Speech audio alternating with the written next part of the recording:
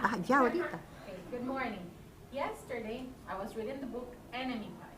Raise your hand if you have read that book, Enemy Pie. Okay. I read the title, and I thought in my mind that it was going to be a boy that makes this pie to hurt some other kid.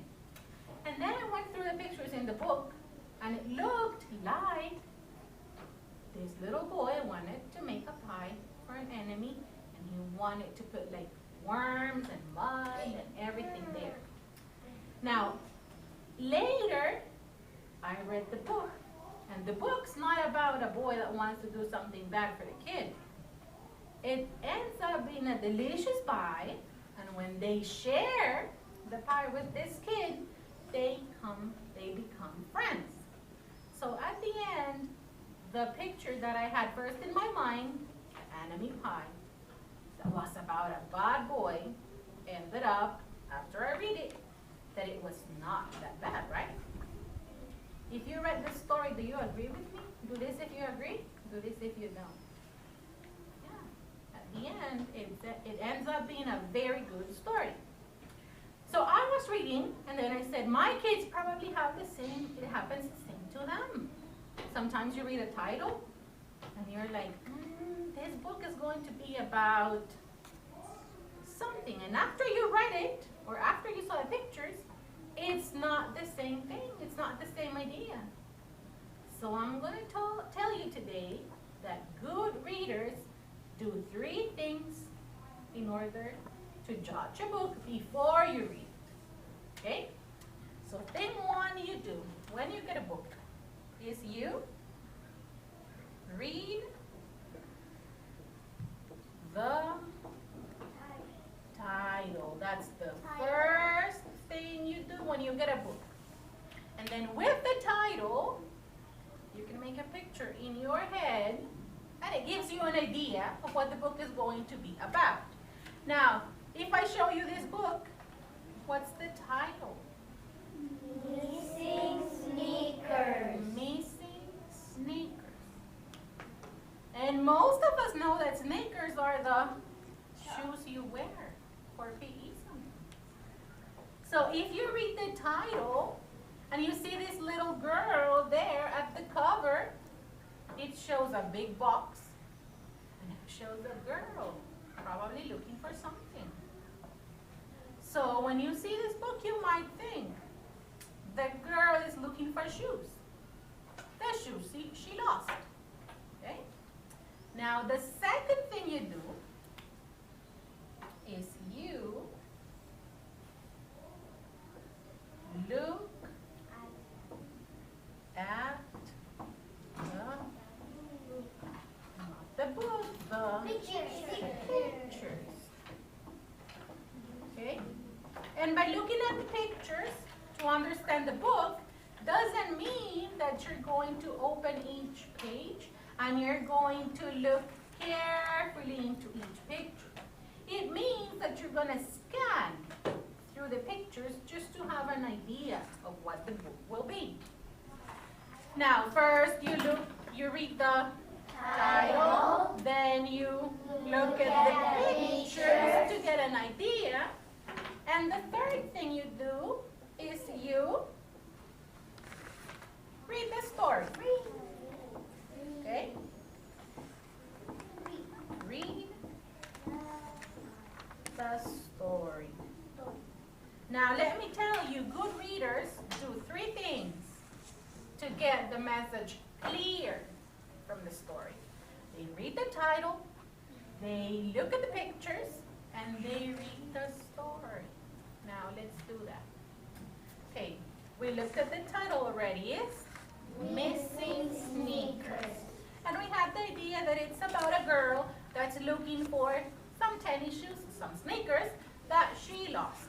Now let's look at the pictures. Scan means that you're just going to look really quickly. Do you have a scanner at home? And scanners go, and then you go to the next page. So this is the first one, okay? There's the girl. See? So we just scan the picture.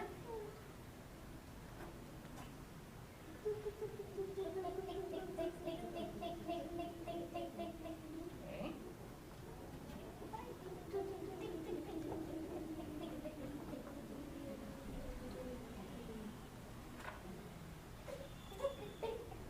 Okay. Now, after I see the pictures, and I think, okay, at the beginning I thought she was looking for some tennis shoes, right? Probably she lost them. But then in pictures, well, this one I can say that she's looking for something. Now in this one, she's still looking for something, and probably she placed the tennis shoes under the bed, right? Is that a place where you can lose your tennis shoes? Yes. Your sneakers. But this one, she is looking up in a tree. Can you lose your shoes there? No. And she is screaming. Do you call your things like that? No. Oh, Book, where are you? No. So probably it's not what I thought about at the time. And then at the end, she's still looking in a box. So the message is not clear yet, right? Do this if you think it's clear, and this if you think it's a little confusing. Now, if I read the title, and I had an idea, and then I looked at the pictures, but it's not clear yet, I know the girl is looking for something, but I don't know what is it yet. So now I will Read the story. read the story. So, I'll read it to you. Missing sneakers. Sarah put all her stuffed animals in a packing box. Sneakers, her black cat with wide paws, jumped off her bed. He reached up and put his front paws on the box. No, Sneakers, you are not going inside the box, Sarah laughed. We'll take you in your crate when we move. Sarah's mother peeked inside her room. The moving truck is coming today. Are you almost done packing? She asked. Yes, said Sarah. I just wanted to pack up Sneakers. Sneakers toys. Remember to put Sneakers in his crate first thing in the morning. Her mother said, we don't want to lose him during the meal. Sarah knew that watching her cat was important. Sneaker loved to sneak out of the house, and he could be very hard to find. Now, who is Snickers? Tell me. Snickers is the cat.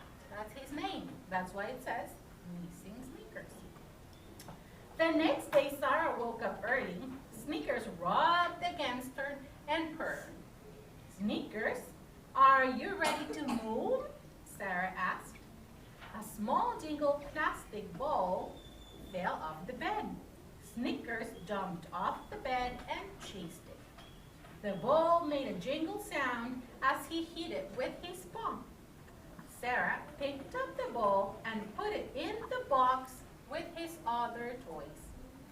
You won't like being shut up in your crate all day, she said to Sneakers, but just then, Sarah heard the noise downstairs.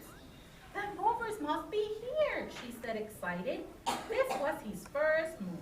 He rushed from her room to see what the movers were doing. When Sarah walked downstairs, the moving men were putting all the furniture in the moving truck. So everything was ready to go to the new house. Do you need help carrying anything? One of the movers asked Sarah. So this is a mover. People that help you move things to your new house. Yes, I have some boxes in my room, said Sarah. They went to her room. The door was open. Sarah had forgotten to put Sneakers in her crate. The moving man picked up the box and carry it downstairs.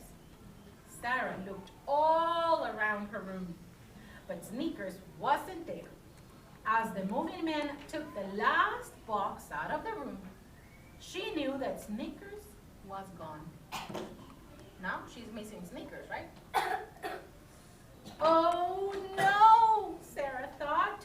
Mom told me to watch Snickers. Now I lost him.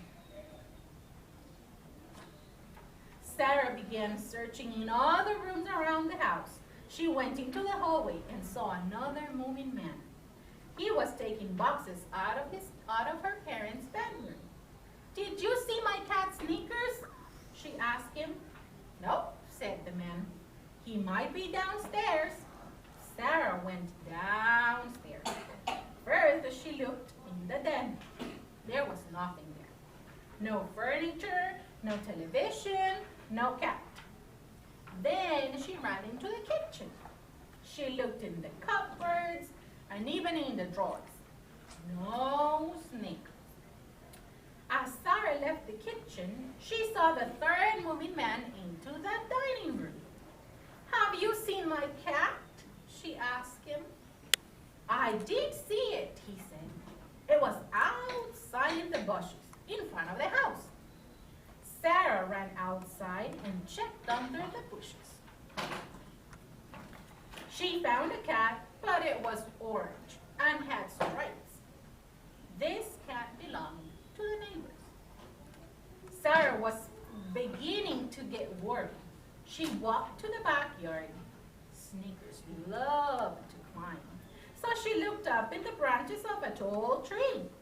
She called his name, but Snickers wasn't there. Now we know that this picture, she's not looking for shoes. She's looking for the cat. Sarah had a terrible thought. Her father had said they were leaving at noon. It was already 11:30. What if she couldn't find Snickers before they had to leave? Sadly, Sarah walked back to the front of the house, and she passed the moving truck and heard a faint jingle sound. Sarah looked inside the truck.